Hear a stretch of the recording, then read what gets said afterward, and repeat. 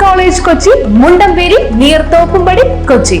Contact 0484 298067 7902980067.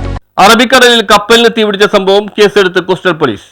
അറബിക്കടലിൽ എണ്ണക്കപ്പലിന് തീപിടിച്ച സംഭവത്തിൽ fort Kochi coastal police കേസെടുത്തു. വടകര ഒഞ്ചിയം മാളപ്പള്ളി കോളേജ് POയിൽ വടക്കേപ്പുരയിൽ വീട്ടിൽ VP സുനീഷിന്റെ പരാതിയിലാണ് പോലീസ് കേസെടുത്തിട്ടുള്ളത്.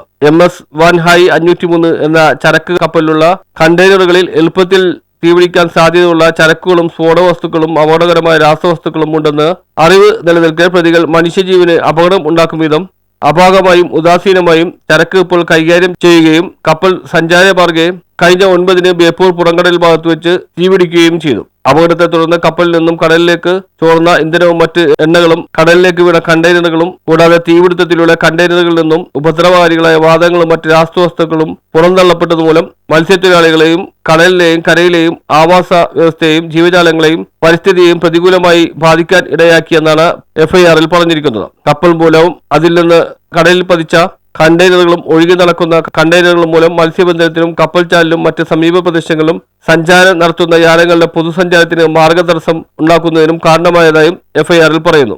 MS വാൻഹായ് 503 കപ്പലുടമ, ഷിപ്പ് മാസ്റ്റർ, കപ്പലിലെ മറ്റു ജീവനക്കാർ എന്നിവരെ പ്രതി ചേർത്താണ് പോലീസ് കേസെടുത്തിരിക്കുന്നത്. News bureau, Fort Kochi.